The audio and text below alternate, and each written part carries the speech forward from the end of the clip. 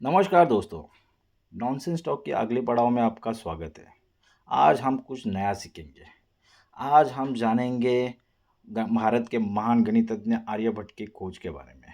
उन्होंने खोजे हुए शून्य के बारे में जानेंगे, शून्य की उत्पत्ति के बारे में जानेंगे, शून्य की रचना के बारे में जानेंगे। बड़े ही सरल भाषा में हम सीखेंगे शून्य को कैसे बनाया जाता है, शून्य की रचना को समझेंगे। बिंदुओं के साथ ऐसे मदद से हम शून्य की रचना को समझेंगे दोस्तों। बड़ा मज़ा आने वाला है। आज हम कुछ नया सीखेंगे दोस्तों। चलो तो ज़्यादा टाइम वेस्ट नहीं करते हुए हम शून्य की खोज के रचना के बारे में जानें।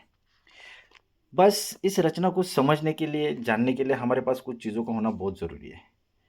जैसे कि आप देख पा रहे हैं कि एक ब्लैंक पेज होना ज़रूरी है और उस ब्लैंक पेज में कुछ इस तरीके से बिंदुओं को अरेंज किया जा सकता है, किया गया। फिर हमारे पास पेन का होना ज़रूरी है, पेन या पेंसिल आप जो भी चाहे ले सकते हो। उसके साथ हमारे पास हाथ का होना ज़रूरी है दोस्तों, बिना हाथ के हम लिख नहीं पाएँगे। और हाथ के साथ उँगलियों का भी होना ज़रूरी है। जैसे देख रहे हो मेरे पास उँगलियाँ है, आपके पास होना चाहिए। बिना उँगलियों के हम पेन पकड़ नहीं पाएँगे और हम लिख नहीं पाएँगे।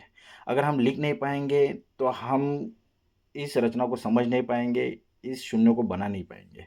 तो दोस्तों याद रखिए कि आपके पास हाथ और हाथ के साथ आपकी उँगलियाँ होनी ज़रूरी है, इस रचना को समझने के लिए। तो ये एक सीधा और ईज़ी प्रोसेस है, कुछ रॉकेट साइंस नहीं है इसमें। हर एक बिंदु को आपस में जोड़ना है, जोड़-जोड़ के हम इस शून्य को रच सकते हैं, इस शून्य को रचना को समझ सकते हैं। चलो मैं दिखाता हूँ आपको। पहले तो ये पेन इन 3 उँगलियों में पकड़ना है, कुछ इस तरह से, ओके। फिर हर एक बिंदु को आपको एक-दूसरे को जोड़ना है, बस एक-दूसरे को जोड़ना है।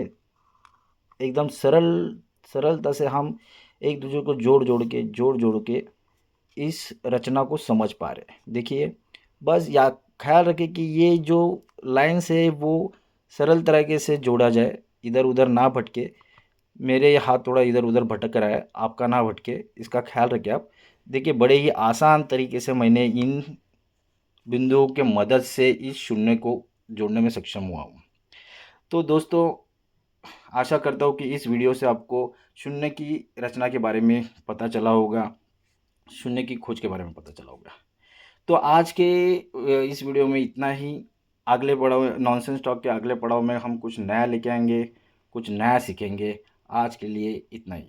धन्यवाद।